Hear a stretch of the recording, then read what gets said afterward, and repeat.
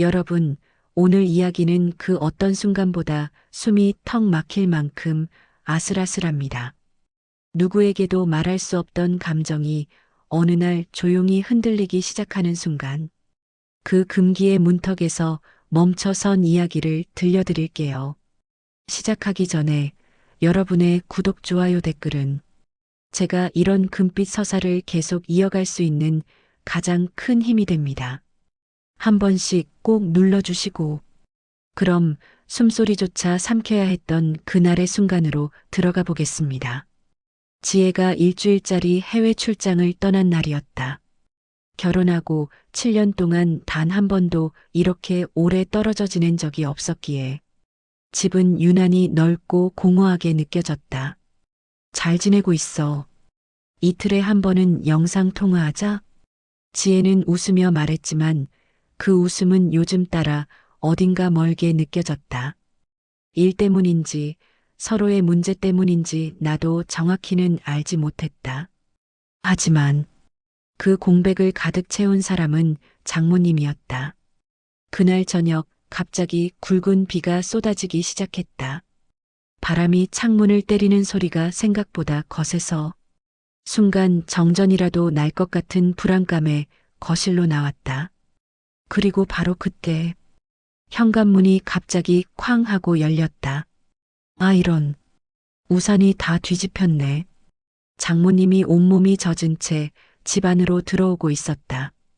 옷은 비에 완전히 젖어 몸에 달라붙었고 젖은 머리카락은 목덜미를 따라 물방울을 흘려내렸다. 50대 후반이라는 나이가 무색할 만큼 장모님의 실루엣은 차갑고 품이 있는 곡선을 그대로 드러내고 있었다. 나는 말을 잃었다. 미안해. 갑자기 천둥이 치고 비가 이렇게 퍼붓는 줄 몰랐네. 장모님이 가볍게 웃으며 옷깃을 정리했지만 그 움직임 하나하나에서 젖은 옷이 따라 움직이며 드러나는 윤곽이 눈에 들어올 수밖에 없었다. 나는 수건을 가져다 드리려고 돌아서며 목소리를 최대한 담담하게 유지하려 애썼다. 수건 가져올게요. 그래, 부탁 좀 할게. 수건을 들고 다가갔을 때 장모님이 손을 뻗어 수건을 받는 순간 내 손등과 장모님의 젖은 손이 스쳤다. 미안해. 손이 많이 젖었지? 그 말투는 여전히 평소처럼 차분했다. 하지만 그 짧은 접촉에서 평소와는 전혀 다른 온도가 전해졌다. 장모님은 수건으로 머리카락을 털며 잠시 나를 바라보더니 이렇게 말했다. 지혜 없으니까 집이 조용하지? 둘이 살다가 혼자 있으려면 허전할 텐데. 말은 가벼웠지만 말투의 어딘가에는 이상하게 묘한 울림이 있었다. 장모님이 거실로 걸어 들어갔다. 젖은 블라우스가 피부에 밀착되어 움직일 때마다 조명의 반사로 실루엣이 살짝 흔들렸다. 그 모습은 절대 장모님이라고 부르며 떠올리던 이미지와는 달랐다. 장모님이 갑자기 멈춰서서 천천히 고개를 돌려 나를 보았다. 무슨 생각해? 평범한 질문이었는데 방금 전 스친 손끝의 온도 때문인지 그 질문이 너무 깊게 가슴을 건드렸다. 나는 대답하지 못했다. 장모님은 아주 조용히 미소를 지으며 말했다. 샤워 좀 하고 올게. 지금 모습이 좀 민망하네. 그 말 끝에 미묘한 여운. 장모님이 젖은 머리카락을 넘기며 복도로 사라진 그 순간. 우리가 아직 선을 넘지 않았다는 사실보다 선에 너무 가까워졌다는 사실이 더 무서웠다. 문이 닫히기 전 나는 장모님의 뒷모습을 끝까지 바라보고 있었다. 그리고 그 순간 깨달았다. 이 집에는 이제 나와 장모님뿐. 금기는 조용히 이미 깨어나고 있었다. 장모님이 샤워를 마치고 거실로 나왔을 때 나는 이미 식탁에 따뜻한 차 2잔을 놓고 있었다. 비에 젖은 채 들어온 장모님의 모습을 보고도 아무렇지 않은 척하려 했지만 샤워 후 욕실의 잔열 때문인지 장모님의 뺨과 목선은 은은하게 붉게 빛나고 있었다. 차려놨어? 고맙다. 장모님은 수건으로 마지막 물기를 털며 내 맞은편에 앉았다. 하지만 샤워 후 입은 가벼운 티셔츠와 얇은 가디건은 평소 장모님이 지키던 단정한 스타일과는 조금 달랐다. 머릿결도 자연스럽게 흘러내렸고 얼굴도 메이크업 없이 편안한 상태였다. 장모님의 이런 모습 처음 보는 것 같네. 나는 그 생각을 마음속에서 밀어내려 했지만 눈은 자꾸 그쪽으로 끌렸다. 장모님이 차를 한 모금 마시더니 내 표정을 보며 물었다. 왜 그래? 뭐 불편해? 아, 아닙니다. 그냥 방금 비가 많이 와서 놀랐네요. 말은 그렇게 했지만 장모님은 이미 내 시선을 느낀 듯 살짝 시선을 떨구었다가 작은 미소를 지었다. 그래도 다행이네. 너라도 집에 있어서. 그 말이 이상하게 가슴 깊숙이 스며들었다. 잠시 침묵이 흐른 뒤 장모님이 문득 말했다. 지혜가 출장 간 집에 혼자 있으면 공허하겠다. 뭐, 그렇죠. 혼자 있으면 조용해서 조용한 게 좋을 때도 있고 나쁠 때도 있지. 장모님의 말은 평범했다. 하지만 눈빛은 평범하지 않았다. 나는 괜히 컵을 한 번 더 들었다. 그래서 이렇게 와주셔서 좀 든든합니다. 장모님이 천천히 눈을 들어 나를 바라보았다. 말없이 속을 살짝 들키는 것 같은 그런 눈빛. 그 눈빛이 오래 이어졌다. 나는 그 눈을 피하지 못했다. 피하고 싶지도 않았다. 그때였다. 아, 빨래가. 빨래 건조대를 베란다 바깥에 놔둔 걸 장모님이 떠올렸다. 비는 이미 멈췄지만 물기 때문에 상태가 걱정됐다. 장모님이 말했다. 같이 봐줄래? 우리는 베란다로 나갔다. 바람에 촉촉하게 젖은 공기가 아직 가득했고 장모님의 머리카락에서도 샤워 후 은은한 향기가 퍼져나왔다. 젖은 옷가지 몇 개를 털어 건조대에 올리다가 장모님이 손을 뻗었고 나도 동시에 같은 빨래를 잡으려 손을 뻗었다. 우리의 손등이 다시 닿았다. 이번에는 장모님이 먼저 손을 거두지 않았다. 아주 짧은 순간이었지만 그 순간은 너무 길게 느껴졌다. 장모님이 조용히 말했다. 요즘 너 표정이 조금 달라졌더라. 나는 순간 심장이 멈춘 줄 알았다. 무슨 말씀이시죠? 장모님은 빨래를 털며 천천히 말을 이었다. 지혜랑 사이가 좀 어색해 보였어. 출발하기 전에도 그렇고. 그 말은 정확히 내 마음을 꿰뚫고 있었다. 나는 말없이 창밖을 바라보았다. 장모님도 내 옆에서 천천히 같은 방향을 바라보며 말했다. 지혜가 고집도 세고 일에 빠지면 주변을 잘 못 챙겨. 너도 많이 힘들었을 거야. 장모님이 손으로 젖은 머리카락을 쓸어 올렸다. 그 움직임은 자연스러웠지만 비에 젖어 드러난 목선이 그대로 드러나며 은근한 긴장감을 더했다. 장모님은요? 나는 조심스럽게 물었다. 장모님은 잠시 멈췄다. 나도 힘들었지. 작고 깊은 한숨. 혼자 살다 보니까 집이 너무 조용하더라. 우리는 둘 다 창밖을 보며 서 있었다. 불필요한 대화도 억지로 이어가는 말도 없었다. 그런데 이상했다. 침묵이 이렇게 가까운 느낌이 든 적이 없었다. 장모님이 갑자기 말했다. 너 손 시리겠다. 안쪽으로 들어와. 그 말투는 여전히 장모였지만 그 뒷말은 장모로서 하기에는 너무 조심스러웠다. 너까지 감기 걸리면 지혜도 속상할 테니까. 하지만 그 말의 마지막 어미는 지혜보다 나를 더 걱정하는 쪽에 가까웠다. 우리는 천천히 베란다에서 거실로 돌아왔다. 거실 조명 아래 장모님의 모습은 비에 젖어 들어왔을 때보다 훨씬 더 가까워 보였다. 따뜻한 차 다시 데워줄까? 장모님이 물었다. 나는 그냥 고개를 끄덕였다. 그런데 그 순간 장모님이 내 손목을 아주 잠깐 잡았다. 너 생각보다 차갑네. 손을 떼기가 무섭게. 장모님은 천천히 시선을 돌렸다. 대답을 기다리지 않았다. 대답할 필요도 없었다. 우리는 아직 선을 넘지 않았다. 하지만 우리가 지금 서 있는 위치는 이미 선 바로 앞이었다. 아침 햇살이 커튼 사이로 스며들던 이른 시간. 나는 원래 지혜와 함께 일어나 아침을 준비하곤 했지만 오늘은 어색하게 혼자였다. 식탁이 텅 비어 있는 것이 이렇게 낯설게 느껴질 줄은 몰랐다. 그러나 그 공백은 오래가지 않았다. 일찍 일어났네. 장모님이 부엌 입구에 조용히 서 있었다. 가벼운 실내복 차림, 머리는 자연스럽게 묶었고 얼굴은 화장기 없이도 이상하게 환했다. 어제 비 맞았는데 괜찮으세요? 내가 묻자 장모님은 웃으며 말했다.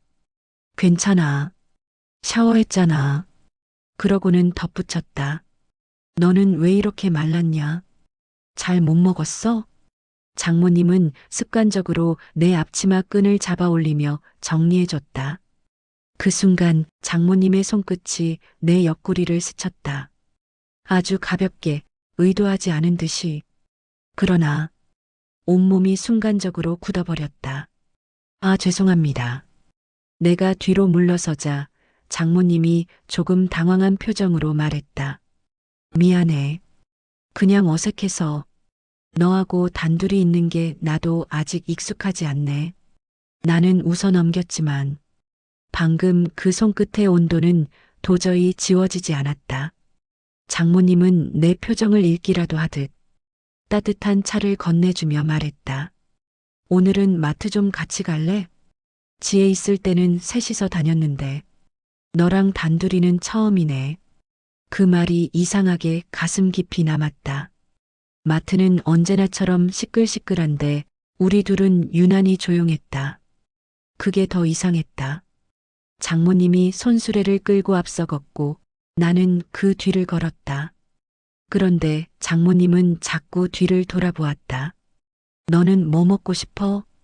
지혜가 출장 갔으니까 너 챙길 사람이 없잖아. 그 말이 또 이상하게 마음을 건드렸다. 말은 평범한데 어디까지나 장모의 말인데 왜 이렇게 다르게 들릴까?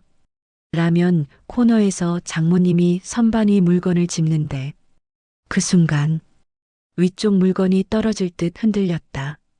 조심하세요. 나는 본능적으로 장모님의 허리를 감싸 잡아당겼다. 장모님의 몸이 내 쪽으로 살짝 기울었다. 가벼운 충돌. 그리고 아주 짧은 순간 장모님의 손이 내 가슴께를 짚으며 균형을 잡았다. 그 순간 우리 둘은 동시에 멈췄다. 너무 가까웠다. 호흡이 닿을 만큼. 장모님의 눈동자가 아주 조금 흔들렸다. 나는 서둘러 손을 거두었다. 아, 미안합니다. 장모님도 급히 몸을 떼며 말했다. 아니야. 고마워. 안 잡아줬으면 넘어질 뻔했네. 장모님의 얼굴에 붉은 기가 스쳤다. 평소엔 단정하고 절제된 표정만 보였는데 지금은 그 표정이 너무 인간적이고 너무 아름다웠다. 우리는 서로 시선을 피하며 장을 끝냈다. 하지만 마트에서 나오는 순간 장모님이 조용히 말했다. 너, 아까 나 잡아준 거, 그래도 따뜻했네. 그 말이 평범한 말인지 아니면 장모님의 진심이 스친 말인지 구분이 안 됐다. 집으로 걸어가는데 갑자기 또 가벼운 비가 내리기 시작했다. 나는 우산을 열어 장모님 쪽으로 더 기울였다. 그런데 장모님이 말했다. 너 젖겠다. 내가 들게. 그러고는 내 손에서 우산을 가져갔다. 그리고 자연스럽게 내 쪽으로 더 가까이 다가왔다. 우산 아래의 작은 공간. 그 안에 우리 둘이 있었다. 장모님의 손등과 내 팔이 반복해서 스쳤다. 피하지 않았다. 장모님도. 잠시 뒤 장모님이 아주 작게 말했다. 지혜 출장 중이라. 너 혼자 저녁 먹을까봐 걱정했는데 이렇게 같이 걸으니까 괜찮네. 그 말투는 너무 조용해서 멀리 들릴 수도 없고 오직 나만 들을 수 있는 목소리였다. 비냄새, 장모님의 은은한 향기, 따뜻한 온도. 우리 사이의 거리는 확실히 달라지고 있었다. 집 앞에 도착했을 때 장모님이 우산을 접으며 말했다. 저녁 같이 먹자. 밖에서 먹고 와도 되고, 내가 괜찮으면 집에서 내가 차릴 수도 있고. 나는 잠시 고민했지만 대답은 너무 쉽게 나왔다. 같이 드시죠. 장모님이 해주시면 더 좋죠. 장모님은 웃음을 숨기듯 고개를 살짝 돌렸다. 그래. 그럼 저녁 준비할게. 장모님은 집으로 먼저 걸어 들어갔다. 그 뒷모습을 바라보며 나는 드디어 확신했다. 분명히 명확히 우리는 지금 선을 넘지는 않았지만 넘기 직전에 서 있다. 그리고 서로가 그 사실을 알고 있다. 집에 들어서자마자 장모님은 가방을 내려놓고 부엌으로 향했다. 그 뒷모습을 보는 동안 나는 이상하게 고개를 돌릴 수가 없었다. 신발을 벗는 동안에도 코트를 걸면서도 나도 모르게 장모님의 움직임을 따라가게 됐다. 저녁 준비는 단순했다. 고기 몇 점 굽고 나물이랑 반찬을 꺼내는 정도. 하지만 장모님이 부엌에서 움직이는 모습은 평소와 달리 훨씬 가까운 느낌이었다. 가벼운 실내복 아래로 드러나는 라인, 조명을 받으면 은은하게 반짝이는 목선, 냄비 뚜껑을 들 때마다 살짝 젖혀지는 손목과 팔. 평소 같았으면 아무렇지 않게 보였을 것들이 지금은 하나하나가 날 자극했다. 저 뭐 도와드릴까요? 내 말에 장모님은 설거지 중이던 손을 멈추고 물방울이 맺힌 손을 가볍게 털며 말했다. 고기 꺼내줄래? 냉장고 아래 칸에 있어. 나는 냉장고 문을 열었고 장모님은 그 뒤에서 조용히 다가왔다. 그 순간 내 뒤로 장모님이 너무 가까이 섰다. 장모님의 숨결이 내 어깨 근처에서 아주 FAINT하게 스쳤다. 나는 몸을 돌리려다가 장모님이 바로 내 뒤에 서 있다는 걸 깨닫고 움직임을 멈췄다. 아, 잠깐만. 내가 꺼낼게. 장모님은 자연스럽게 말했지만 목소리는 평소보다 조금 더 낮았다. 장모님이 냉장고 아래 칸에 손을 넣기 위해 상체를 숙이자 나는 뒤로 물러서려 했지만 부엌 구조상 도망칠 공간이 없었다. 결국 우리는 의도치 않게 아주 가까운 거리를 유지한 채 몇 초간 그대로 있었다. 장모님은 고기를 꺼내며 말했다. 이 집은 공간이 참 좁네. 농담처럼 들릴 수도 있는 말. 하지만 나는 그 말의 진짜 의미를 알아버린 듯했다. 장모님은 고기를 내려놓고 머리 뒤로 가볍게 손을 넘겼다. 젖은 머리카락이 살짝 굽이치며 은은한 향기가 공기 위에 가볍게 흩어졌다. 나는 괜히 컵을 씻는 척하며 마음을 진정하려 했지만 장모님은 갑자기 내 옆에 와서 말했다. 그렇게 긴장하지 않아도 돼. 네. 장모님은 설거지를 하던 손을 털며 내게 다가왔다. 거리는 딱 2걸음. 아니, 1걸음 반. 아까 마트에서도 그렇고 지금도 그런데 너 표정이 좀. 장모님은 말끝을 흐렸다. 마치 표현하기 어려운 감정을 숨기려는 듯. 그 순간 장모님의 손등이 거의 스치듯 내 팔에 닿았다. 그걸 피해야 한다는 걸 상식적으로 알고 있었지만 몸이 움직이지 않았다. 장모님도 마찬가지였다. 손을 바로 떼지 않았다. 너무 많이 도와주네. 예전엔 나한테 이렇게 신경 안 썼잖아. 내가 아무 대답도 못하자 장모님은 고개를 떨궜다. 그러나 떨궈진 그 눈동자가 나의 손과 어깨를 스치는 걸 나는 분명히 보았다. 그러다 장모님이 말했다. 지혜가 출장 가기 전에 너 요즘 표정이 좀 이상하다고 하더라. 내 심장이 멎는 듯했다. 이상하다니 무슨 뜻으로요? 장모님은 젓가락을 나란히 맞추며 말했다. 멀어진 느낌이라던데. 내가 마음이 어디에 있는 것 같다고. 순간 장모님의 목소리와 눈빛이 희미하게 떨리고 있었다. 나는 천천히 숨을 들이켰다. 그게. 장모님은 대답을 기다리지 않고 말했다. 지혜와 너는 다 괜찮을 거야. 둘 다 좋은 사람이니까. 그러고는 다시 한번 장모님은 무심코 손을 뻗어 내 앞치마 끈을 바로잡아줬다. 두 손으로. 장모님의 손이 내 허리에 닿아 있었다. 아주 잠깐이었지만 그 감촉은 너무 생생했다. 너무 따뜻해서, 너무 길어서, 너무 가까워서 내가 먼저 숨을 삼켰다. 장모님도 그 기류의 변화에 놀랐는지 손을 천천히 떼며 말했다. 미안해. 습관이야. 지혜도 자주 이렇게 해줬거든. 그 말이 변명일까, 위로일까, 아니면 스스로를 위한 도망일까. 나는 판단할 수 없었다. 하지만 분명한 건 있었다. 이제는 작은 스킨십도 우리를 너무 멀리 데려간다는 사실. 저녁을 먹을 때 장모님은 평소보다 말을 적게 했다. 나는 장모님이 수저를 내려놓고 식탁을 정리하려 일어서는 순간 살짝 떨리는 손을 보았다. 장모님도 알고 있었다. 우리 사이가 너무 가까워졌다는 걸. 식사를 마친 뒤 장모님은 식탁을 정리하며 조용히 말했다. 너 들어가서 좀 쉬어. 오늘 너무 많은 일이 있었지. 그 말에는 어떤 감정을 숨기려는 힘이 들어 있었다. 나는 대답할 수 없었다. 대답하는 순간 무언가를 인정하는 것 같아서 방으로 돌아와 문을 닫자 내 심장은 미친 듯이 뛰고 있었다.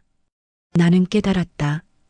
이 감정은 장모님도 느끼고 있다. 그리고 이 집에 있는 둘 사이의 공기는 더 이상 예전으로 돌아갈 수 없다. 우리는 아직 손도 제대로 잡지 않았다. 선은 넘지 않았다. 하지만 넘지 않은 상태가 더 위험한 순간이 있다는 것을 처음 알게 되었다. 그날 밤 저녁을 먹고 방으로 돌아온 뒤에도 불안한 심장은 쉽게 진정되지 않았다. 장모님이 내 앞치마 끈을 잡아 정리해주던 손길, 우산 아래 너무 좁았던 거리, 마트에서 잡아준 허리, 모든 기억이 너무 생생하게 떠올랐다. 나는 결국 마음을 가라앉히기 위해 씻으려 욕실로 갔다. 샤워기를 틀고 뜨거운 물이 떨어지는데도 생각은 멈추지 않았다. 이게 정말 괜찮은 건가? 그러면서도 장모님의 떨리는 손과 눈빛이 계속 머리를 떠나지 않았다. 샤워를 마치고 문을 열었을 때 복도는 조용했고 거실은 이미 불이 꺼져 있었다. 장모님도 방으로 들어간 상태. 나는 방으로 가려다 문득 어딘가에서 들려오는 아주 작은 움직임 소리를 들었다. 장모님 방 쪽이었다. 처음엔 그냥 침대에 눕는 소리라 생각했지만 다음 순간 부드럽고 억눌린 숨소리 하나가 들렸다.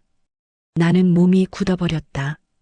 그 소리는 너무 짧고 너무 낮고 너무 미묘했지만 확실히 느껴졌다. 분명히 장모님의 목소리였다. 나는 발걸음을 떼지 못한 채 자신도 모르게 장모님의 방 앞에서 잠시 멈춰섰다.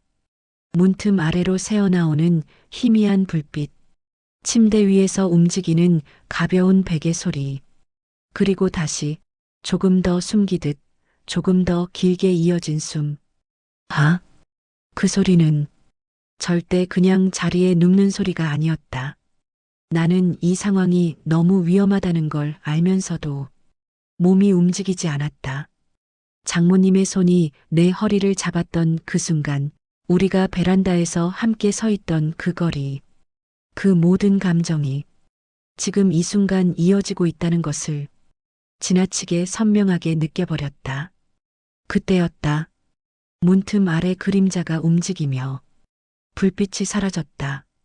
나는 제지하려는 본능처럼 바로 등을 돌렸다. 잠시 후 장모님의 방문이 아주 조심스럽게 열렸다. 자니? 나는 못 들은 척하려 했지만 이미 늦었다. 문틈으로 고개를 내민 장모님은 평소의 단정한 모습이 아니었다. 머리는 헝클어져 있었고 볼은 살짝 달아올라 있었으며 호흡도 조금 빠른 느낌이었다. 왜 안 자고 있어? 장모님의 목소리는 평소보다 작고 약했다. 나는 최대한 자연스럽게 대답하려 했다. 그냥 씻고 나와서요. 장모님은 몇 초간 아무 말도 하지 않았다. 그리고 천천히 한 걸음 더 앞으로 나왔다. 혹시 그 말이 끝까지 이어지기 전 장모님은 살짝 고개를 떨궜다. 아니야. 그냥 뒤돌아서려는 장모님을 나는 충동적으로 불러 세웠다. 장모님. 장모님이 멈췄다. 천천히 아주 느리게 고개를 돌렸다. 그 눈빛은 낯설고 흔들리고 솔직했다. 나는 숨을 고르고 말했다. 저는 장모님이 요즘 힘들어 보이는 게 마음에 걸립니다. 장모님은 한동안 아무 말도 하지 않았다. 몇 초가 몇 분처럼 느껴졌다. 그러다 장모님은 믿기지 않을 만큼 담담하게 말했다. 너도 그렇더라. 순간 심장이 아프도록 뛰었다. 장모님은 복도 끝 작은 벽난로 조명 아래에서 조용히 숨을 내쉬었다. 지혜가 출장 가기 전부터 너희 둘이 서로 엇갈린 걸 보면서 내 마음도 이상하게 복잡했어. 나는 말없이 장모님을 바라보았다. 장모님은 벽에 손을 짚으며 아주 천천히 이야기를 이어갔다. 근데 요즘 너를 보면 장모님은 입술을 깨물었다. 내가 더 흔들리는 것 같아서 그 말은 너무 솔직해서 오히려 위험했다. 나는 장모님에게 다가가려다가 스스로 발을 멈췄다. 선을 넘지 않기 위해서였다. 하지만 장모님이 먼저 한 걸음 다가왔다. 우리 사이의 거리가 팔 길이도 채 되지 않게 좁혀졌다. 장모님의 향기가 가까워졌다. 장모님의 숨소리가 들릴 만큼 오늘 많이 고마웠어. 장모님이 말했다. 마트에서, 우산 아래에서, 부엌에서도. 장모님은 손등으로 살짝 목선을 쓸었다. 신경질적으로 보일 정도로 조용하고 느리게. 그리고 마지막에 너무 조용하게 덧붙였다. 너 아니었으면 오늘 많이 힘들었을 거야. 우리는 서로 바라보고 있었다. 말없이, 아무 행동도 없이. 하지만 손 하나 뻗으면 모든 것이 무너질 거리였다. 장모님이 아주 작게 말했다. 잘 자. 그 말은 평범했지만 전혀 평범하게 들리지 않았다. 장모님은 천천히 돌아서 방으로 들어갔다. 문이 조용히 닫히는 순간까지 나는 숨을 쉬지 못했다. 그리고 문이 닫히자마자 깨달았다. 이제 우리는 절대 이전의 관계로 돌아갈 수 없다. 장모님의 방문이 닫힌 뒤에도 나는 복도에서 한 걸음도 움직이지 못했다. 문 너머로 희미하게 들리던 숨소리도 눈앞에서 떨리던 장모님의 손끝도 모두 귓가에서 계속 진동하고 있었다. 그 몇 초가 얼마나 길었는지 모른다. 아무 말도 아무 행동도 하지 않았는데도 마치 우리가 곁에 있었다는 사실만으로 이미 선 하나를 밟은 듯한 기분이었다. 나는 겨우 숨을 고르고 내 방으로 돌아갔다. 손잡이를 잡은 손끝이 아직 뜨거웠다. 그런데 문을 닫는 순간 다시 장모님의 방문이 아주 조용히 열렸다. 나는 놀라 몸을 돌렸지만 장모님은 거기서 한 걸음 나올 뿐 더 이상 가까이 오지 않았다. 미안해 방해했지? 그 말은 기대도 핑계도 변명도 아니었다. 그저 솔직한 감정이었고 그 순간 오히려 그게 더 위험했다. 나는 고개를 저으며 말했다. 아니요, 전혀요. 장모님은 복도에 약한 불빛을 등진 채 조용히 숨을 고르더니 아주 작은 목소리로 말했다. 너무 조용하니까 더 생각이 많아졌어. 나는 미동도 못하며 그 말을 들었다. 장모님은 잠시 바닥을 보다가 천천히 내 쪽을 바라봤다. 지혜가 없어서 그런 걸까? 아니면 나 스스로가 이렇게 만든 걸까? 그 말은 어떤 말보다 솔직했고 어떤 말보다 위험했다. 나는 그 어떤 오해도 만들지 않기 위해 목소리를 낮췄다. 장모님, 오늘은 그냥 많이 힘든 날이었어요. 누구라도 흔들렸을 거예요. 장모님은 눈을 감았다 뜨며 조용히 말했다. 그러니까 더 무서워. 다음 순간 장모님은 두 손을 꽉 모아 쥐었다. 내가 어디까지 흔들릴지 나도 잘 모르겠어서. 그 말은 나를 향한 고백이 아니었다. 하지만 내가 아닌 대상을 향한 말도 아니었다. 그저 감정이 벽을 스치다 못해 조금 새어나온 순간이었다. 나는 한 걸음 나아가고 싶었지만 그 한 걸음이 모든 걸 무너뜨릴 거라는 걸 알고 있었다. 그래서 딱 반걸음만 움직였다. 우리는 서로 가까워지지도 멀어지지도 않은 아슬아슬한 거리에서 서 있었다. 나는 조용히 말했다. 저도 장모님이 어떤 감정인지 어느 정도는 알 것 같아요. 하지만 오늘은 여기까지만 해요. 장모님의 눈빛이 약하게 흔들렸다. 그리고 아주 미세하지만 분명히 안도하는 기색이 스쳤다. 그래, 그래야겠지. 잠시 침묵이 이어졌다. 그 짧은 공백조차 서로를 끌어당기는 듯했다. 장모님은 고요히 고개를 숙이고 말했다. 오늘 고마웠어. 여러 가지로 참. 나는 말을 잇지 못했다. 어떤 말도 지금은 옳지 않을 것 같았다. 장모님은 천천히 돌아서 다시 방으로 들어갔다. 문이 닫히는 순간 그 문 사이로 불빛보다 가벼운 속삭임이 흘러나왔다. 잘 자. 나는 한참을 그 자리에서 서 있었다. 가까웠던 거리만큼 뜨거웠고 넘지 않은 만큼 더 아릿했다. 선은 넘지 않았다. 하지만 이미 돌아갈 수 없는 곳의 바로 앞까지 우리는 함께 다다랐다. 그날 이후 우리 사이에는 아무 일도 없었다. 하지만 그날 밤의 숨소리, 흔들림, 떨림은 서로의 마음에 조용히 걸린 채 아무도 건드리지 않는 서랍처럼 잠들어 있게 됐다. 우린 결국 선을 넘지 않았기 때문에 버틸 수 있었고, 넘지 않았기 때문에 더 오래 기억해야만 하는 감정이 되어버렸다.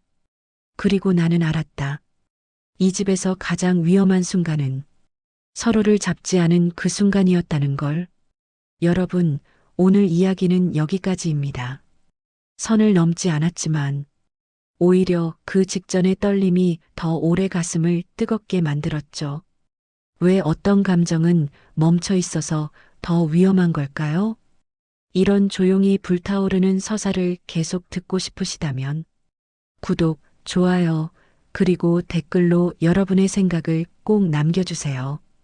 여러분의 한 번의 클릭이 다음 이야기를 만들어냅니다. 그럼 다음에도 말하지 못한 감정의 가장자리에서 다시 만나요.